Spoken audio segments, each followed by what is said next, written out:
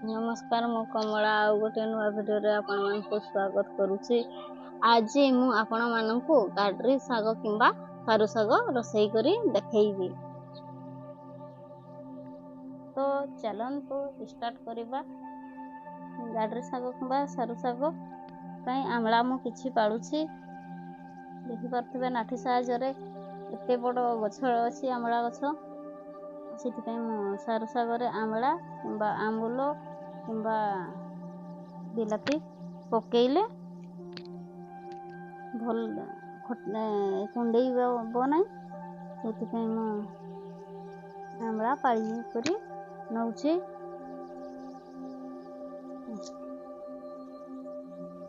ଦେଖିପାରୁଥିବେ ମୁଁ ସାରୁ ଶାଗକୁ କେମିତି କାଟୁଛି। ସବୁଜ ଛନଛନିଆ ହେଇଛି ସାରୁ ଶାଗ କିମ୍ବା ଗାଡି ଶାଗ କୁହନ୍ତି।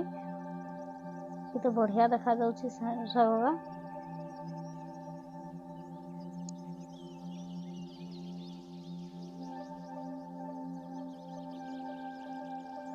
ସାରୁ ଶାଗଟା କେତେ ସୁନ୍ଦର ହେଇଛି। ମୁଁ ଘରକୁ ନେଇ ଆସିଛି। ବାଡ଼ିରେ ଆମର ହେଇଥିଲା ସାରୁ ଶାଗ କିମ୍ବା ଗାଡି ଶାଗ। ସେଇଗୁଡାକ ରାନ୍ଧିବି ଆଜି। ଗୋଟେ ଜାଗାରେ ରଖିଦବା। ସାରୁ ଶାଗକୁ ପାଣି ନଥିଲା, ମୁଁ ପାଣି ବି ସେପଟୁ ନେଇକରି ଆସିଲି।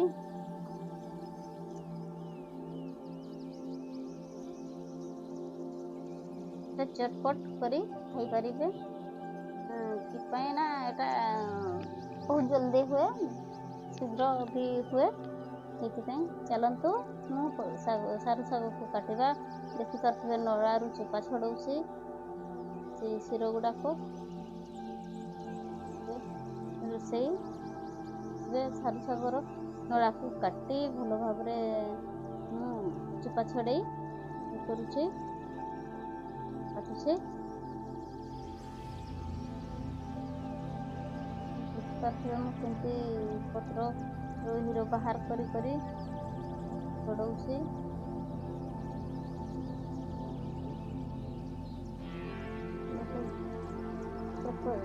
ପତ୍ରରୁ କେମିତି ପୋକ ଫୋକ ଲାଗିଥିବେ ବୋଲି ଝାଡ଼ି ଦଉଛି ପତ୍ରକୁ।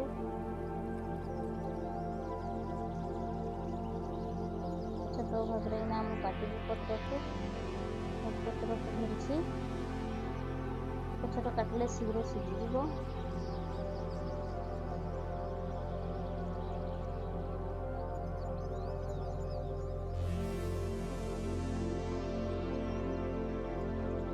ସାରୁ ଶାଗକୁ ଛୋଟ ଛୋଟ କାଟି ନେବା, ଶୀଘ୍ର ସିଝିବ।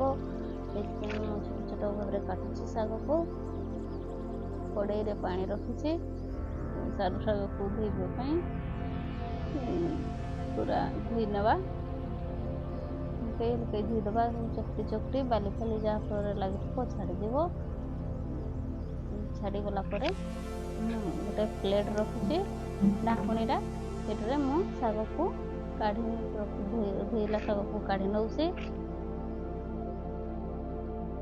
ଏପଟେ ଦେଖିପାରୁଥିବେ କଡ଼େଇ ବସେଇ ଗରମ କରିଛି ପାଣି ହାଲକା, ଶୀଘ୍ର ସିଝିବା ପାଇଁ। ସାରୁ ପତ୍ର କିମ୍ବା ସାରୁ ନଳା ସିଝିବ। ଗରମ ପାଣିରେ ମୁଁ ଶାଗକୁ ପକେଇ ଦେଇଛି। ସାରୁ ଶାଗକୁ ଢାଙ୍କୁଣୀ ଲଗେଇଦବା। ସାରୁ ଶାଗରେ ଶୀଘ୍ର ସିଝିବ।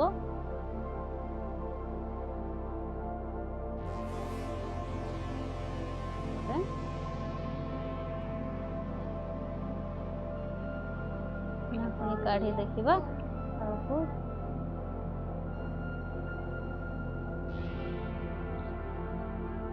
ସାରୁ ଶାଗ ନଳା ଫଳା ଟିକେ ସିଝି ନାହିଁ। ସ୍ୱାଦ ଅନୁଯାୟୀ ଲୁଣ ପକେଇଦବା।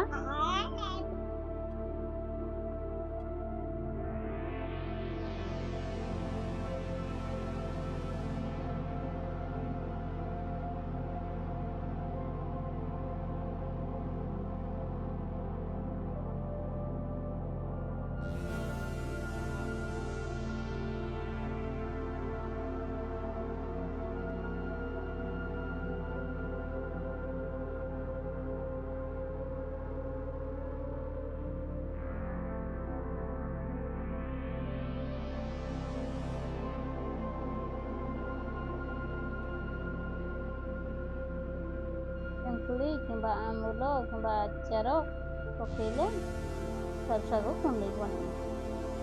ପୁଣି ଢାଙ୍କୁଣି ବନ୍ଦ କରିଦେବା। ଦେଖନ୍ତୁ ମୁଁ ଏଇଠି ରସୁଣର ଚୋପା ଛଡ଼ଉଛି। ଛଡ଼େଇ ଅଛି 2-3ଟା ଲଙ୍କା ନେଇଛି।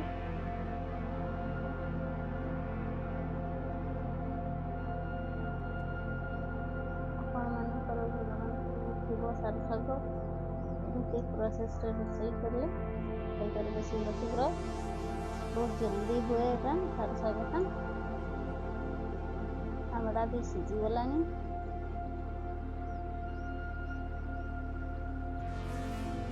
ଆମ୍ବଳା ନଥିଲେ ବିଲାତି ବି ଦେଇପାରିବେ। ସେଥିରେ ମୁଁ ସାରୁ ଶାଗକୁ ଓହ୍ଲାଉଛି ବି ଗୋଟେ ବେଲାରେ ଢାଳୁଛି।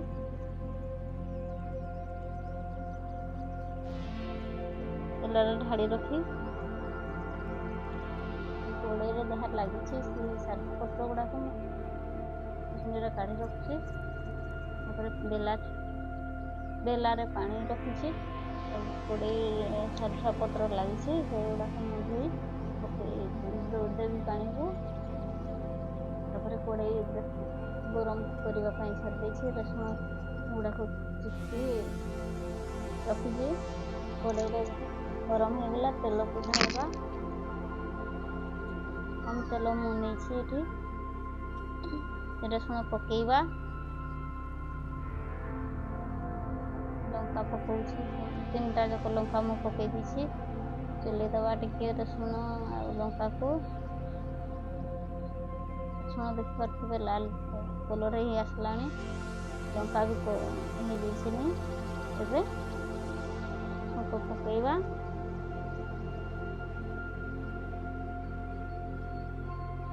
ଛୁଙ୍କ ପକେଇ ଖୁସଣିଟା ନାଡ଼ି ଦେବା, ମିଶିଯିବ ତେଲ ସହିତ।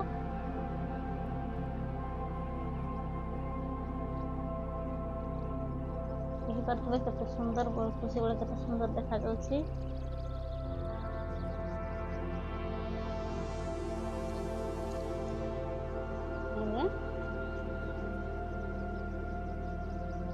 ସାରୁ ଶାଗ ଆସିଲାଣି। ସାରୁ ଶାଗ ଛୁଙ୍କି ସାରିଛି, ହେଇଯାଇଛି।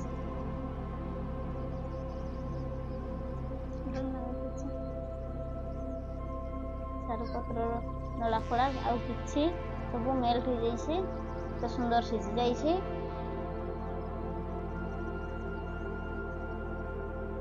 ଏବେ ସାରୁକୁ ଓହ୍ଲେଇବା। ସାରୁ ଶାଗକୁ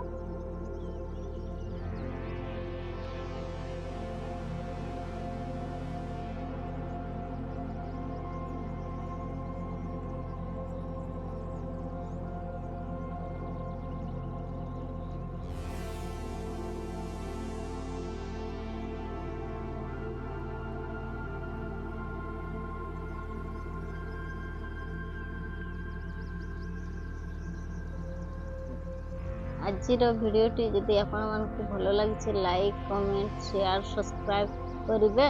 ପୁଣି ଦେଖା ହେବ ଆଉ ଗୋଟେ ନୂଆ ଭିଡ଼ିଓରେ। ସେ ପର୍ଯ୍ୟନ୍ତ ରହିଲି। ବାଏ ବାଏ, ନମସ୍କାର, ଜୟ ହିନ୍ଦ, ଜୟ ଜଗନ୍ନାଥ।